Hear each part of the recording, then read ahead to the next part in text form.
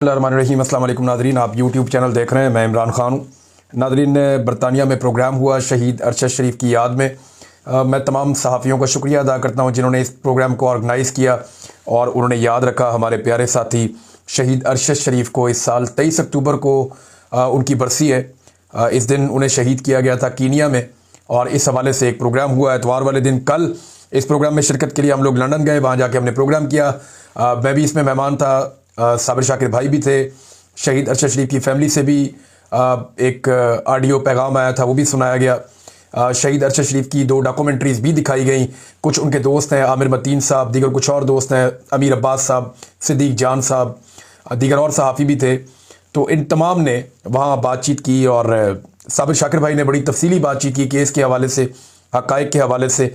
तो हम सबका शुक्रिया अदा करते हैं। ना हम भूलेंगे और ना हम भूलने देंगे। ये एक ऐसा केस है कि जो तारीख़ में ज़िंदा रहेगा, क्योंकि इसके मुद्दई हम तमाम सहाफ़ी हैं।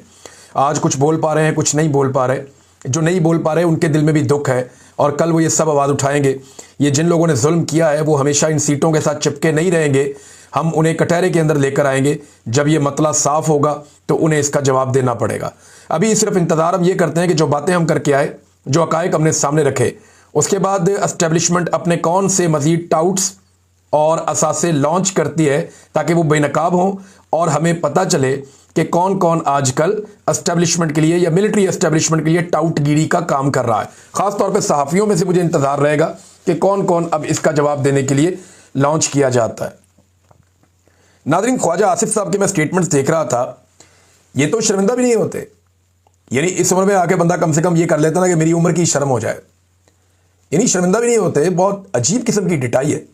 वैसे शर्मिंदा तो इन्हें तब होना चाहिए था जब ये उस्मान डार से इलेक्शन हार गए थे और जनरल बाजवा से कह के इन्होंने सीट ले ली थी। शर्मिंदा तो इन्हें तब होना चाहिए था जब ये उस्मान डार की वालदा से भी हार गए थे बगैर इंतखाबी निशान के, और इनकी हार अनाउंस भी हो गई थी ऑलमोस्ट, लेकिन फिर इन्होंने एस्टेब्लिशमेंट से जाली फॉर्म 47 ले लिए थे। अब भी शर्मिंदा नहीं हो रहे। एक दिन पहले तक ख्वाजा आसिफ जिन मुज़ाकरात को गद्दारी कह रहे थे, मुल्क की दुश्मनी करार दे रहे थे, अभी वही मुज़ाकरात करने के बाद वो जश्न मना रहे हैं कि जनाब हमारा तो काम हो गया, काम बन गया, कमाल काम हो गया, हमें तो बड़ी कामयाबी मिल गई, और कामयाबी अपने खाते में डालने की कोशिश कर रहे हैं। यही तो इमरान खान समझा रहा था। इनकी खोपड़ी में बात देर से घुसती है। इमरान खान समझा रहा था कि पाकिस्तान मुतहम्मिल नहीं हो सकता सारे फ्रंट खोलने का, लिहाजा बातचीत करो और दहशतगर्दी के मामले को हल करो। अभी भी मौका है। इमरान खान साहब ने जो बाकी बातें समझाई हुई हैं दहशतगर्दी से निपटने के लिए, उस पॉलिसी के ऊपर आप चलें। ताकत का इस्तेमाल कम करें, दिमाग का इस्तेमाल ज़्यादा करें, सियासी लोगों को आगे लेकर आएँ, कबायली जरिए से बातचीत करें। ये मामला हल की तरफ जाएगा, वैसे नहीं जाएगा। इसमें नाज़रीन पाकिस्तान को देखें। पहले तो पाकिस्तान का बिल्कुल एक नुक्ता नज़री अलग था ना। जब पाकिस्तान डोनाल्ड ट्रंप को तश्तरी में सजाकर अफ़गानिस्तान के साथ एक जंग पेश कर रहा था कि हुक्म कीजिए आका, क्या करना है, तो ट्रंप ने ही फैसला करना था जो भी करना था। लेकिन हुआ क्या? हुआ ये कि डोनाल्ड ट्रंप ने इस पर कोई तवज्जो नहीं दी, और उसकी वजह यह है कि अमेरिका में डोनाल्ड ट्रंप के साथ जो हो रहा है वो कम हो रहा है। वहाँ पे तारीखी नौइयत के बड़े बड़े एहतजाज हो रहे हैं। इतने बड़े एहतजाज पहले अमरीकी सदूर के ख़िलाफ़ हमने नहीं देखे। एहतजाज होते रहते हैं अमेरिका में, लेकिन इस बड़े पैमाने पर इस तरीके से ऑर्गेनाइज एहतजाज, बहुत बड़ी कंपेन बन गई है। नो किंग्स मूवमेंट, कि कोई बादशाहत नहीं है, ये मूवमेंट चल रही है वहाँ पर अमेरिका में, ट्रंप के ख़िलाफ़ चल रही है। और ट्रंप ने लोगों को चिढ़ाने के लिए एक अजीबोगरीब आर्टिफिशियल इंटेलिजेंस की वीडियो लगा दी।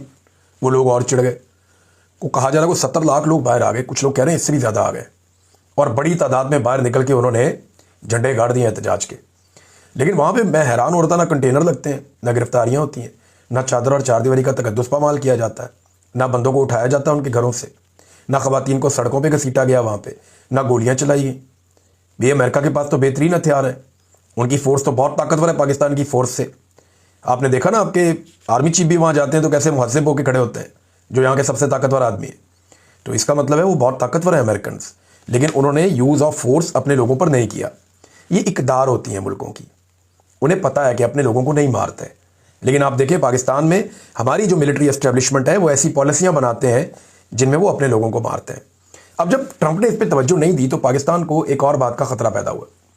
पाकिस्तान के पास कुछ इंटेलिजेंस रिपोर्ट्स हैं, और ये मैं आपको ज़िम्मेदारी के साथ कह रहा हूँ, इक्का दुक्का जगह पे ये चीज़ें छपी भी हैं, लेकिन मैं जो आपको न्यूज़ दे रहा हूँ ये मैं अपने सोर्स से आपको खबर दे रहा हूँ, और ये कंफर्म भी कर सकते हैं जो जर्नलिस्ट हैं इस्लामाबाद में, रावलपिंडी में। पाकिस्तान की इंटेलिजेंस के पास ये इतला है कि भारत बहुत जल्द अगले 1 या 2 महीने में कोई ना कोई फॉल्स फ्लैग ऑपरेशन करके दोबारा पाकिस्तान के साथ ऑपरेशन सिंदूर जैसी सूरत पैदा कर सकता है। ऐसे में अफगानिस्तान के साथ एक पंगे में लगातार रहना और फिर भारत जैसे खतरे का सामना करना, ये दोनों चीज़ें अगर एक साथ होती हैं तो पाकिस्तान के लिए बड़ी प्रॉब्लम हो सकती थी। लिहाजा उस वक्त पाकिस्तान ने फ़ौरन कोशिश की, कतर को बीच में डाला और फिर हमारा एक सीज़ फायर का मुआहदा हो गया। अब सीज़ फायर का मुआहदा तो हमारे पास है, लेकिन यहाँ पे एक और ख़बर आई है जो बड़ी तशवीशनाक है। ख़बर यह है कि बड़ी खामोशी के साथ ये काम डाला गया और इफ्तिखार फिरदौस साहब हैं और बड़े तजुर्बाकार आदमी, इन्होंने इसकी निशानदेही की। फिर हमारे कुछ और जर्नलिस्ट हैं, उन्होंने भी निशानदेही की कि कतर ने पहले जो एक जारी किया था एलामिया, कतर से जारी हुआ था पाकिस्तान और अफ़गानिस्तान के मुज़ाकरात का, उस एलामिया में वर्ड बॉर्डर इस्तेमाल किया गया था, सरहद का लफ्ज़ इस्तेमाल किया गया था अफ़गानिस्तान और पाकिस्तान के बीच में। लेकिन फिर तालिबान के कहने पे उस लफ्ज़ को ख़त्म कर दिया गया, क्योंकि अफ़गानियों का ये मानना है, चाहे वो तालिबान है चाहे वो तालिबान नहीं है। अब ये आप नहीं कह सकते कि ये तालिबान की ये सोच है, नहीं, ये अफ़गानिस्तान के अंदर रहने वाले लोगों की सोच है और पाकिस्तान में भी कुछ लोगों की ये सोच बाज़-औक़ात होती है। अफ़गानिस्तान में रहने वाले लोगों की ये सोच है कि ये ड्यूरेंट लाइन है, ये कोई मुस्तकिल सरहद नहीं है, हमें इसके आर पार जाने का पूरा हक़ है। दोनों तरफ हमारे लोग रहते हैं, कबाइल रहते हैं, यानी आधा गाँव जो है वो अफ़गानिस्तान में, आधा गाँव पाकिस्तान में है, तो हाउ इज़ इट पॉसिबल कि लोग आपस में ना मिलें। तो वो इसको बॉर्डर तस्लीम नहीं करते और उनके कहने के ऊपर जो है वो ये कर दिया कतर ने कि लफ्ज़ बॉर्डर ख़त्म कर दिया। और इससे बड़ी हैरत की बात यह है कि पाकिस्तान ने इस पर एतराज़ कोई नहीं किया, खामोशी। देखिए, कतर कुछ करे, यूएई कुछ करे या सऊदी अरब कुछ करे या डोनाल्ड ट्रंप कुछ करे, इवन अब तो कोई इसराइल भी कुछ करे, तो पाकिस्तानी हुक्मरान नहीं बोलते, ये खामोश रहते हैं। और पाकिस्तान नॉर्मली कोशिश करता है कि इनके साथ पंगा ना ले, क्योंकि हमारे जो एस्टेब्लिशमेंट है या हमारे जो हुक्मरान हैं उनके इनके साथ देरीना और बड़े अच्छे मरासिम होते हैं। ये कारोबार भी यहीं पे जाकर करते हैं, मामलात भी अपने इन्हीं के सामने हमेशा रखते हैं। एक और बहुत बड़ी डेवलपमेंट हुई नाज़रीन पाकिस्तान में, मुझे आपके साथ शेयर करनी है, बहुत ज़रूरी और बड़ी डेवलपमेंट है और मैं पूरी कौम को मुबारकबाद पेश करता हूँ कि मई में जो एक लड़ाई हुई थी ना इंडिया और पाकिस्तान की, जिसमें इंडिया के तैयारे गिर गए थे, मियाँ नवाज शरीफ को अब वो बात पता चल गई है। मियाँ नवाज शरीफ साहब ने अब स्टेटमेंट जारी किया वो मई वाले इंसिडेंट का। इंडिया और पाकिस्तान की जो जंग मई में हुई थी, जून, जुलाई, अगस्त, सितंबर, अक्टूबर, ये अक्टूबर के मिड में आके, बल्कि मिड के भी बाद, मियाँ नवाज शरीफ साहब को पता चल गया कि जनाब इंडिया और पाकिस्तान की तो लड़ाई लगी थी और अब उन्होंने स्टेटमेंट जारी कर दिया। मियाँ साहब का स्टेटमेंट है, पाकिस्तान हमारी रेड लाइन है, पाकिस्तान की तरफ किसी को मैली आंख से देखने नहीं देंगे। क्या बात है मियाँ साहब की। मियाँ साहब आप सिर्फ 6 महीने लेट है, 5 महीने, लेकिन आपने स्टेटमेंट कमाल दिया। लेकिन अब आपको मालूम हुआ कि लड़ाई हो रही है, यानी आपको बताया ही नहीं किसी ने मियाँ साहब कि लड़ाई तो गुजर गई है, तो लड़ाई के बाद जो मुक्का याद है वो अपने मुंह पे मारना चाहिए। मियाँ साहब आप वही है ना जिन्होंने मोदी साहब को अपने घर शादी पे बुला लिया बगैर वीज़े के, बाकी लोगों के साथ बहुत सारे लोग और भी आ गए थे।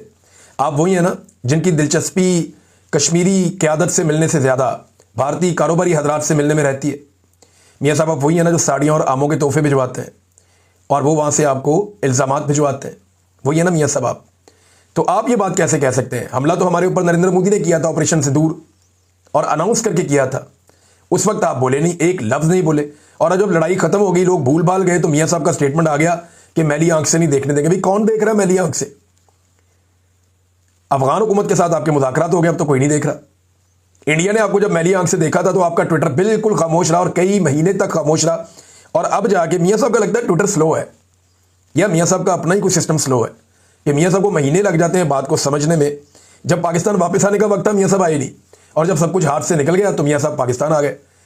फिर मियाँ साहब वज़ीर आज़म बन नहीं सके, उस बात का भी उन्हें बहुत दुख है, बड़ी तकलीफ है।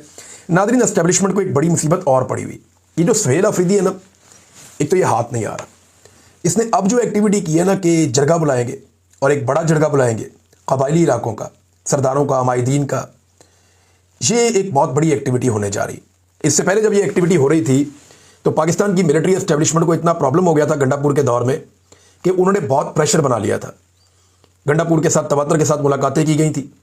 फिर हमने देखा वहाँ पे एक पुलिस का ऑपरेशन भी हुआ था जिसमें पैरामिलिट्री भी मौजूद थी, और फिर वहाँ पे कुछ लोग जो हैं वो जाँ बहक भी हो गए थे। बड़ा रोला पड़ गया था, बाद में फायर फाइटिंग के लिए गंडापुर को भेजा भी गया था। लेकिन पूरी कोशिश की गई कि एक तो जरगा कामयाब ना हो, और अगर हो जाए तो उसके मुतालबा दब जाए मुख्तलिफ खबरों के अंदर। अब दोबारा जरगा बुलाया जा रहा है और बड़ा जरगा बुलाया जा रहा है। तो एस्टेब्लिशमेंट को खलबली मच गई, परेशानी हो गई कि ये जरगा जो है रिपोर्ट होगा पूरे पाकिस्तान में, सोशल मीडिया इसको रिपोर्ट करेगा, रोला पड़ेगा। और खैबर पख्तूनख्वा की जो हुकूमत है वो इसको खुद कर रही है, तो वो सिस्टम से भी इसको सपोर्ट लेकर देगी। लेकिन एक मेरी गुजारिश है कि खैबर पख्तूनख्वा की हुकूमत को या पाकिस्तान तहरीक इंसाफ की जो हुकूमत है खैबर पख्तूनख्वा में, उन्हें हर लिहाज से इस जरगे की सिक्योरिटी का ख़ास ख्याल रखना होगा और उन्हें ख़ास ख्याल रखना भी चाहिए, क्योंकि ये बहुत इंपॉर्टेंट जरगा है और दुश्मन इसे सबोटाज करने की कोशिश कर सकता है। जो दहशतगर्द है वो इसका फ़ायदा उठाने की कोशिश कर सकते हैं, लिहाजा इसमें जो है वो कोशिश की जाए कि ऐसा कुछ ना हो। नादरीन, इसराइल ने अमली तौर पर जो जंगबंदी है वो ख़त्म कर दी। मैं आपको जब ये कह रहा हूँ तो जिम्मेदारी के साथ कह रहा हूँ। खबरें आ गई हैं पूरी दुनिया से, खबरें आ गई हैं कि इसराइल ने मुहासरा बहाल कर लिया। इमदादी जो सरगर्मियाँ हो रही थी, जो फ़लस्तीनियों के लिए खाना आ रहा था, पानी आ रहा था, दवाइयाँ आ रही थी, इमदाद आ रही थी, वो सारा सिलसिला भी इसराइल ने रोक दिया है और बमबारी भी शुरू कर दी है। हमास का स्टेटमेंट भी आ गया, एक इसराइली वजीर का स्टेटमेंट भी आ गया। वज़ीर दिफा जो है इसराइल का, उसने हमास के खिलाफ सख्त कार्रवाई का हुक्म दे डाला है। 20 मुकामात पर फ़िज़ाई हमले इसराइल ने किए हैं गुज़िश्ता 24 घंटों में, 20 मुकामात पर। और यह भी जंगबंदी है जिसके ऊपर पाकिस्तान दस्तखत करके इतरा रहा है, जिस पर रोज़ाना की बुनियाद पर हाफिज़ ताहिर अशरफी साहब कहते हैं जनाब कि ये तो फील्ड मार्शल और शहबाज शरीफ को क्रेडिट चाहता है, इनके खाते में डालते हैं। तो और ये कहते हैं जी डोनाल्ड ट्रंप को क्रेडिट चाहता है। ये उन सारों को क्रेडिट चाहता है जो बमबारी हो रही है, जो इसके अंदर शामिल थे। बहरहाल हमास ने क्या कहा, मेरे ख्याल में पहले वो सुन ले। हमास ने कहा कि हमने मुआहदे की मुकम्मल पाबंदी की है, कोई खिलाफ वर्जी नहीं की। काबिज इसराइल ने पहले दिन से मुआहदा तोड़ा है और आम शहरियों पर हमले किए, इमदाद रोकी है, खवातीन और बच्चों को रिहा नहीं किया, शहदा की लाशों की बेहुरमती की है, तबाही का जिम्मेदार इसराइल है। ये जनाब हमास का स्टेटमेंट है। RTE उर्दू के ऊपर ये स्टेटमेंट छपा है। अब यहाँ पे एक और स्टेटमेंट है, एक इंटरव्यू चल रहा था और ये इसराइली टेलीविज़न है जिसके ऊपर ये इंटरव्यू चल रहा था, क्योंकि उसमें जो अबरानी ज़बान है वो लिखी हुई है, जो वो इसराइली बोलते हैं, और वो उसी तरह उसका रस्मुल ख़त भी अलग है। इसमें जो है ना वो एक बिन गवीर उनका एक वज़ीर है, वो ये कहता है कि अब जबकि हमें यरगमाली वापस मिल गए हैं, यानी जो हमारे लोग हमास की कैद में थे, जब हमें वो सारे वापस मिल गए हैं, हमें दोबारा जंग में वापस आना चाहिए और गज़ा पर जहन्नुम के दरवाजे खोल देने चाहिए। ये जनाब इसराइली वज़ीर कह रहा है। और इसके ऊपर अभी तक ना अमेरिका की कोई मजम्मत आई, ना पाकिस्तान की कोई मजम्मत आई, और लगातार अटैक हो रहे हैं, हमले नहीं रुक रहे जो किए जा रहे हैं लगातार फ़लस्तीनियों के ऊपर। तो अब पाकिस्तान में जो ताशे बजाने वाले लोग थे वो जवाब देना। हाफिज़ ताहिर अशरफी साहब तो मस्जिद अक्सा में मिठाइयाँ बांट रहे थे। मैंने उनको बताया था कि सर मस्जिद अक्सा में आप अपनी मर्ज़ी से नमाज अदा नहीं कर सकते, तो आप मिठाइयाँ कैसे बांटेंगे? ये सिर्फ एक माहौल बनाया गया था अपनी यरगमाली वापस लेने के लिए। इसराइल को अगर मुसलमान मुल्कों ने पाबंद ना किया और डोनाल्ड ट्रंप के ऊपर दबाव ना डाला तो ये जंगबंदी फिर ख़त्म ही समझें, बल्कि अब तो ख़त्म हो गई है। इसको अगर दोबारा शुरू करवाना है तो दबाव इन्हें डालना पड़ेगा, वरना मेरी दानिश में चीज़ें वैसे ही चलेगी जैसे पहले चल रही थी। नादरीन, इमरान खान की बहन नौरीन खानम ने कहा कि इमरान खान के बकौल वो जानते हैं, यानी इमरान खान ने खुद कहा कि ये मुझे कभी नहीं छोड़ेंगे क्योंकि ये मुझसे डरते हैं। उन्हें पता है इमरान खान की हुकूमत आ जाएगी या ये हुकूमत को गिरा देगा वापस आके बाहर। और ये बात सच है। यानी अगर इमरान खान साहब को कानून के मुताबिक छोड़ा जाता ना, तो पिछले साल जो वकला ने हमें कैलकुलेशन बताए थे, जो इमरान खान साहब के वकला हैं, जो न्यूट्रल वकला भी थे, जो ये केस नहीं लड़ रहे थे, वो भी ये कहते थे, जर्नलिस्ट जो इमरान खान के हक में है या उनके खिलाफ है, वो भी ये कहते थे कि 2024 में कोई बाज़ लोग कहते थे अगस्त में, कुछ लोग कहते थे नवंबर तक इमरान खान साहब को बाहर आ जाना चाहिए, क्योंकि कानूनी तौर पे उनको जेल में रखने के जवाब खत्म हो गए। लेकिन क्योंकि मौजूदा मिलिट्री एस्टेब्लिशमेंट और हुकूमत ये समझती है कि इमरान खान इनके लिए बहुत बड़ा खतरा है, उसकी मकबूलियत इतनी ज़्यादा है कि जिस दिन वो जेल से बाहर निकलेगा वो पाकिस्तान के अंदर उसका सिक्का चलेगा, वो निकलेगा और चीज़ों को कंट्रोल कर देगा, फिर लोग उससे इशारा मांगेंगे करना क्या है। तो इस सूरत हाल में ये रिस्क नहीं ले सकते। ये इमरान खान को कभी नहीं छोड़ेंगे, ये इमरान खान साहब खुद भी जानते हैं। इमरान खान को छुड़वाना पड़ेगा, ये कभी नहीं छोड़ेंगे, और छुड़वाने के लिए पाकिस्तान की आवाम को रोल प्ले करना पड़ेगा। वरना अगर किसी को लगता है कि इमरान खान को वैसे ही छोड़ देंगे, तो जब तक ये मुकम्मल तबाही नहीं फेर देंगे तब तक इमरान खान को नहीं छोड़ेंगे। नाज़रीन, मोतीउल्लाह जान साहब का एक केस हुआ था, आपको याद होगा, जब 26 नवंबर को कत्लेआम हुआ था, तो कुछ सहाफ़ी इन्वेस्टिगेशंस कर रहे थे, उनमें एक मोतीउल्लाह जान भी थे। उन्हें गिरफ्तार कर लिया गया था, फिर उन्हें अगवा किया गया, फिर गिरफ्तारी डाल दी गई, तो मंशियात का मुकदमा उनके ऊपर डाल दिया। बाद में वजीर शदीर बीच में पड़े, रोला पड़ गया, राना सनाउल्लाह ने कहा नहीं जी बड़ी ज़्यादती हुई, हम पुलिस से पूछेंगे। वो अब पता चला पुलिस ने चालान जमा करा दिया मोतीउल्लाह जान का। पूरे इस्लामाबाद में रोला पड़ा हुआ है, सहाफ़ी रोला डाल रहे हैं, सियासतदान रोला डाल रहे हैं। तो ये रूटीन चीज़ है पाकिस्तान में। अब ज़रा जो इस्लामाबाद के हमारे जर्नलिस्ट हैं उनके लिए ज़रा रोला ज़्यादा डल जाता है।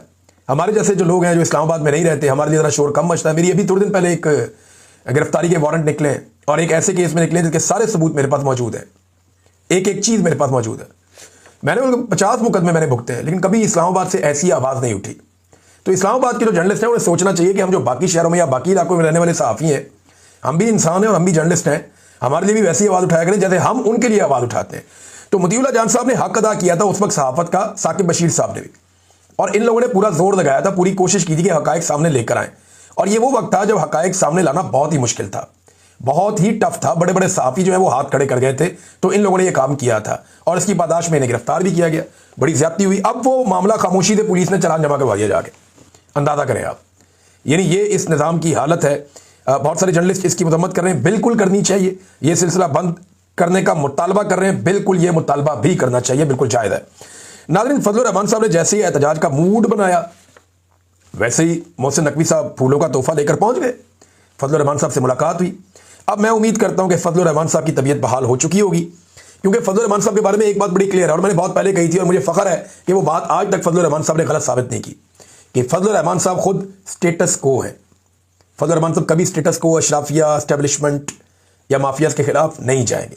वो हमेशा उनकी सहूलतकारी करेंगे और उन्होंने अपनी पूरी जो सियासी करियर है उसके अंदर ये बात बार बार साबित की है। नाज़रीन, तहरीक लब्बैक अब एक और पार्टी बन गई है जिसकी खवातीन को उठा लिया गया, गिरफ्तार कर दिया गया।